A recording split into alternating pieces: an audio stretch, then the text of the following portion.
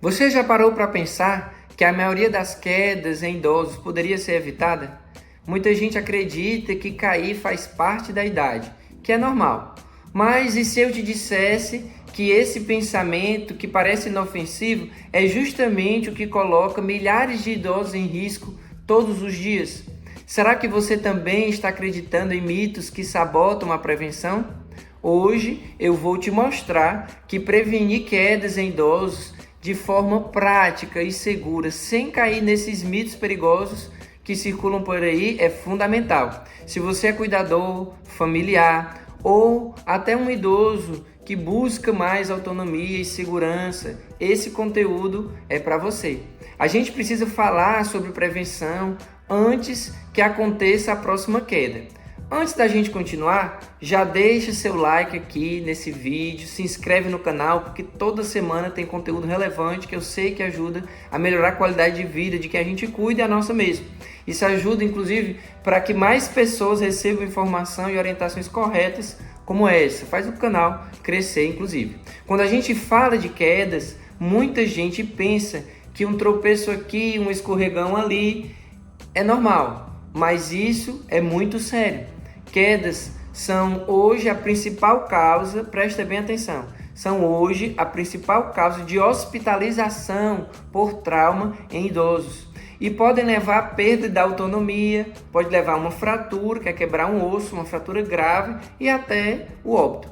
Mas o que pouca gente sabe é que a maioria dessas quedas, elas podem ser evitadas. E para isso, a gente precisa começar desfazendo algumas ideias erradas. Essas ideias são conhecidas como mitos populares, mas na prática eu prefiro chamar de erros de atitude, de interpretação e de cuidado. Então, se você ouvir eu falar que mito ou erro nesse vídeo, saiba que eu estou me referindo à mesma coisa, que comportamentos que parecem inofensivos, eles, na verdade, eles podem colocar o idoso em risco. Mas vamos aos 3 principais erros e em seguida eu vou te mostrar o passo a passo de como prevenir quedas com base científica, prática clínica e, na verdade, faz parte do meu dia a dia. O primeiro erro é achar que cair faz parte da idade, que eu acabei de falar há pouco tempo, que é um grande mito. Esse é o mais comum. Cair pode até acontecer, mas não é normal. É um sinal de que algo não vai bem. Por isso que a gente tem que prestar atenção no equilíbrio, na força muscular, nos sentidos que hoje os idosos apresentam. Quando a gente trata como algo natural, a gente deixa de agir, deixa passar e aí o risco ele aumenta consideravelmente. O segundo erro é ignorar a primeira queda, porque é muito comum a gente ouvir, foi só um escorregão, mas a ciência mostra, inclusive, que quem cai uma vez tem muito mais chance de cair de novo. Inclusive, é o principal fator de risco para uma segunda queda é cair uma primeira vez. A primeira queda, então, a gente tem que entender, olha só, como um aviso e deve ser tratada com muita seriedade. O terceiro erro é acreditar que adaptar ao ambiente é o suficiente. Sim, eu sei que é importante colocar as barras de apoio, tirar tapetes que estão soltos pela casa, melhorar a iluminação. Mas a prevenção vai muito além da casa. Ela envolve também o corpo do idoso, o emocional e os medicamentos que ele faz uso, além de uma rotina que tem que ser estabelecida e principalmente o olhar cuidadoso de quem está por perto. Agora, que você entendeu o que não deve fazer, deixa eu te mostrar como fazer do jeito certo. Presta muita atenção no que eu vou compartilhar, porque pode transformar aí o seu cuidado. E se a sua pergunta é, Dr. Milton, o que eu faço então? Aqui vai um caminho que ele é prático e validado por estudos, pela minha experiência de consultório também e por centenas de famílias que eu já acompanhei. Anota esses 5 pilares aí, presta muita atenção, porque eu sei que vai prevenir as quedas dos idosos que hoje você convive. A primeira delas é uma avaliação funcional com um profissional de saúde. Ou seja, é preciso que o idoso ele passe por consulta periódica. O ideal é que ele viva esse momento de consulta com o geriatra, ou com o neurologista, ou com o cardiologista que ele faz acompanhamento, ou daquele médico da família, que a família tem confiança, para que ele seja avaliado principalmente com revisão de medicação, para saber como que está a condição da saúde física dele hoje, para ver a questão do equilíbrio, para ver a questão da mobilidade, se ele consegue chegar e sair de uma cadeira sozinho, ou se precisa de ajuda, ou se é preciso que a cadeira tenha um apoio dos dois lados, por exemplo, cadeira de braço, por exemplo, tá? Tudo isso é importante e nenhuma avaliação que ela pode ser feita periodicamente é muito importante. Também é possível fazer uma avaliação funcional com os outros profissionais da área da saúde que vivem o que a gente chama de medicina complementar no sentido de interdisciplinaridade, ou seja, onde nós conversamos com os outros profissionais, o fisioterapeuta, o fonoaudiólogo, o terapeuta ocupacional, o educador físico. Então, assim, o fisioterapeuta também tem a capacidade de avaliar a força, de ver essa questão da mobilidade, por exemplo, como educador físico também, que nos ajuda porque muitas vezes tem indicação de fazer um exercício físico com força, com carga, que é a musculação dirigida para o idoso, e o educador físico ele tem essa capacidade porque ele também entende fisiologia. Então, assim, dividir, inclusive, essa responsabilidade com outros colegas é fundamental e você precisa buscar essa ajuda, porque eu sei que assim a gente consegue avaliar globalmente o equilíbrio, a força, a visão, a audição e, como eu falei, os medicamentos que hoje o idoso ele faz uso. Isso é essencial para detectar os fatores que são silenciosos, mas que trazem um grande risco.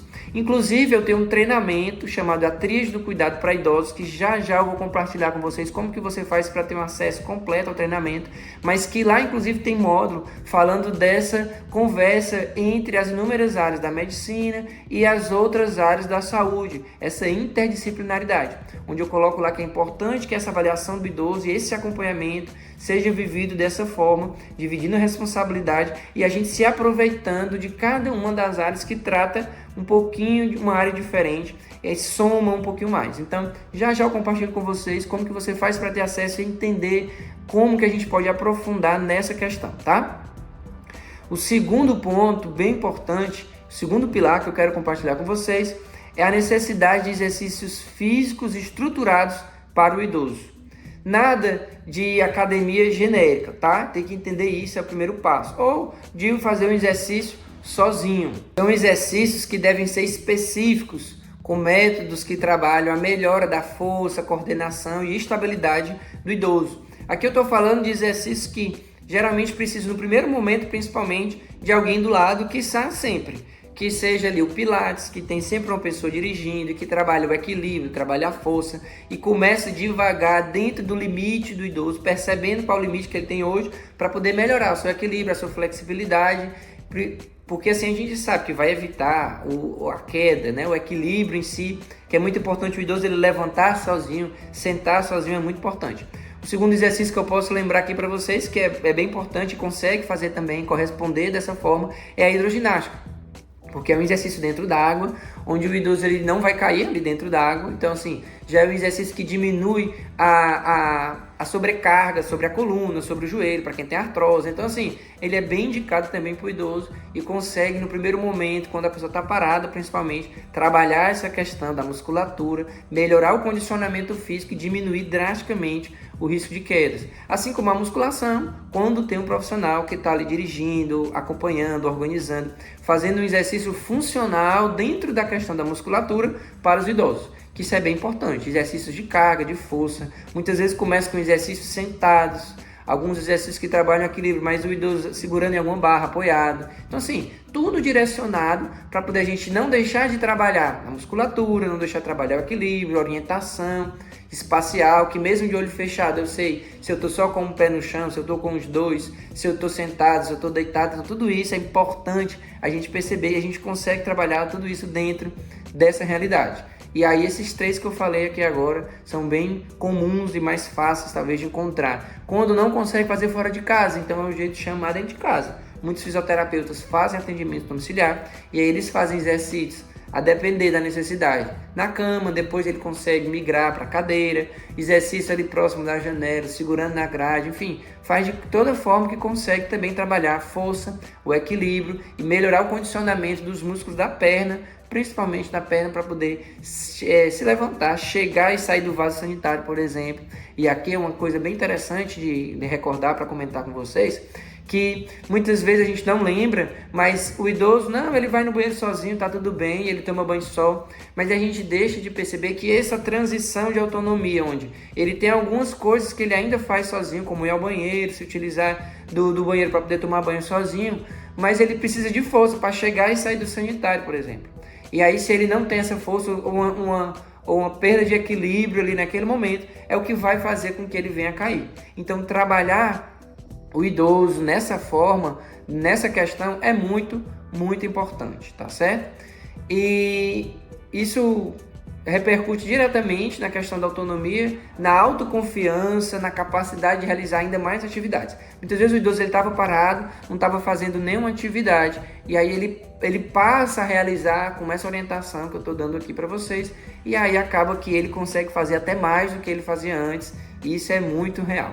O terceiro pilar é justamente a adaptação do ambiente da casa. Aí sim, entram as barras de apoio, que pode ser no corredor, no banheiro, a iluminação, que tem que ser adequada, principalmente à noite, porque a gente sabe que um dos grandes riscos de queda é a ida ao banheiro. Às vezes o banheiro ele não é dentro do quarto, e mesmo que seja, o ideal é ter um ponto de luz dentro do banheiro, ou que dentro do banheiro tem algum sensor de presença que aí acende uma luz, de preferência uma luzinha amarela, não muito forte, para poder o idoso, depois que fizer o seu xixi, ele consiga voltar e dormir novamente, voltar para a cama, mas que ajuda a orientar. E no corredor principalmente, porque às vezes, como eu falei, não é dentro do quarto, o banheiro é no corredor, e aí ele precisa então sair do quarto, entrar no corredor, e no corredor entrar numa segunda porta. E aí esse trajeto muitas vezes é o local onde acontece a queda na madrugada. Então a iluminação ela é fundamental. O calçado certo que usa dentro de casa também, muitas vezes aquele chinelão com um número maior do que o pé, muito frouxo, acaba que isso que gera queda. Mas isso é só uma parte do todo. Inclusive na semana passada eu atendi uma paciente em atendimento domiciliar, e eu já acompanho ela há um tempo, não é a primeira vez que ela cai, mas o mecanismo da queda teve a ver sim com o calçado inadequado. Sabe aquelas chinelinhas onde só se enfia o pé, mas uma chinelinha antiga, onde não tem antiderrapante embaixo e já frouxa, o pé dançou ali na chinela e ela caiu em cima da cama. Ela machucou o quadril, machucou as costelas, enfim, e poderia ter sido evitada, como eu estou aqui comentando com vocês. As pessoas às vezes têm insistência, mas eu só gosto dessa chinela. Pois é, isso que precisa ser conversado. Daí eu sei, a dinâmica é difícil muitas vezes a gente conquistar tudo num primeiro momento, mas é preciso esse alerta, e aí você que tem mais jeitinho, talvez com a pessoa que hoje você é responsável, consegue mudar talvez esse pensamento que sempre é o mesmo. E com relação ao calçado é muito importante, vale salientar. Inclusive eu vou deixar aqui o card desse vídeo. Se eu não me engano, o nome do vídeo é Perigo em Casa, onde eu coloco lá inúmeras imagens de ambientes da casa que hoje tem algum risco e que talvez você não perceba. Então vale muito a pena conferir esse vídeo, tá certo? O quarto pilar que eu compartilho com vocês é justamente o suporte emocional e psicológico do idoso. Que seja você que vive o seu autocuidado e hoje está aqui buscando aumentar o seu conhecimento, ou você que tem um idoso em casa. É importante saber disso. O idoso ele tem medo de cair, e principalmente quando ele já caiu uma primeira vez. Pode gerar inclusive uma bola de neve essa primeira queda. Mas ele tem medo de cair, muitas vezes a manifestação, embora não tenha caído ainda, é se isolar. Ele se movimenta menos, fica muito tempo na cama ou na rede. Ele não quer ir para outros ambientes, não quer sair de casa, não quer ir dar uma passeada, por exemplo. Ele perde o interesse. Aí ele também perde massa muscular, porque fica muito tempo imóvel, e aí a musculatura ela vai atrofiando como consequência, isso é um fato. Então assim, isso da questão emocional é muito importante ser falado, porque o emocional ele interfere diretamente nessa questão da saúde física do idoso. Ele vai sim perder massa muscular se ele fica muito tempo parado, sem utilizar do músculo da panturrilha, do músculo da coxa, que é o músculo da canela, né? O músculo da parte de trás da canela, o músculo da coxa para se levantar e se sentar, para poder subir uma escada. Tudo isso é importante. Se deixa de fazer exercício, qualquer movimento, ele vai perder com mais facilidade. Daí porque o apoio da família, de ter uma escutativa, e aí entra aqui a questão da sua paciência, porque eu sei que eu preciso ouvir talvez a mesma história inúmeras vezes, mas é aí onde mora uma grande questão que parece que não tem influência, mas tem, os estudos mostram isso. O idoso ele quer atenção, ele precisa ter alguém para conversar, para compartilhar suas histórias, e muitas vezes ele vai contar a mesma história de novo e está tudo certo. Nós aqui temos que nos adaptar a essa questão, ouvir de novo, talvez comentar, faz um comentário diferente na segunda vez, uma terceira vez que você ouvir a mesma história, enfim, você que vai tendo que se adaptar a isso para poder ajudar ele nessa questão. E com essa questão de dar apoio emocional, de estar presente, diminuir drasticamente algo que pode gerar uma consequência para o resto da vida, que é uma queda. Então, essa escutativa, ela é fundamental. Se você está gostando, então, do conteúdo até aqui, deixa aí o seu like, porque eu sei que isso daí significa que você aparece aqui para mim quando você deixa aí o seu like, que está gostando, e mais conteúdos como esse eu vou compartilhar aqui no canal. O quinto pilar, então, é necessário, né, para a gente que veja essa melhora, é a participação ativa da família ou do cuidador dos dois, tá? Não basta amar, eu sei, mas é preciso se informar. Cuidar com presença, conhecimento, uma rotina estruturada, ou seja, se organizar, planejar, muda completamente o cenário de risco do idoso. Porque se hoje eu estou compartilhando com você essas informações que eu sei que são relevantes, então você toma isso para você também. Olha aí como é que está o ambiente, o que é que pode ser melhorado, presta atenção nesses detalhes que eu compartilhei. E eu tenho certeza que se isso for incluído na sua rotina de cuidado, se isso começar a fazer parte, a gente vai conseguir impactar positivamente a vida do idoso, porque vai diminuir drasticamente o risco de queda. Então eu gosto de falar que é preciso se envolver nesse cuidado. E aí se envolver não é só na questão da presença, mas também em buscar ter mais informações, o que pode ser feito, o que pode ser ajustado. E a cada semana sempre tem algo novo que precisa ajustar, que precisa mudar um pouquinho, porque o idoso ele muda também um pouco com o envelhecimento, algo novo vai surgindo que precisa ser adaptado. Com relação à prevenção de quedas, não é diferente. Então, quando esses 5 pilares eles são aplicados junto à prevenção, ela deixa de ser soft, porque tem gente que fala que é soft, não cair, e ela vira então um método. O resultado é mais segurança, mais autonomia e mais qualidade de vida para o idoso. Agora, deixa eu te contar algo que muita gente nem imagina. Em uma pesquisa recente foi descoberto que apenas 1 em cada 4 cuidadores consegue identificar corretamente os sinais de risco de uma queda. Ou seja, a maioria está cuidando com amor sim, com a presença, mas sem as informações certas. E isso, infelizmente, coloca vidas em risco sem que ninguém perceba. Agora que você viu tudo isso, deixa eu te perguntar. Você vai esperar a próxima queda acontecer ou vai começar a prevenção hoje mesmo? Se você quer saber como aplicar tudo isso na prática, eu tenho um convite. Conheça o meu treinamento, a Tríade do Cuidado para Idosos, onde você aprende passo a passo como cuidar com mais segurança, mais autonomia e mais estratégia. O treinamento ele foi pensado, e o nome tem tríade no nome, porque além das quedas, eu compartilho informações a respeito das outras 2 queixas que são muito comuns no meu consultório, constipação e insônia. Então esse treinamento que envolve constipação, insônia e quedas, eu compartilho lá em módulos separados, aulas divididas com os títulos bem fáceis de você encontrar ali o que você precisa tirar dúvida logo, que pode ser acompanhado pelo seu telefone, pelo tablet, pelo computador. Você pode espelhar na TV e ver bem grande, que aí você vê as imagens que eu compartilho ali. É bem bacana, de forma simples. Então, é assim, de forma bem prática. Você assiste e já consegue colocar em prática. Assiste, consegue colocar em prática.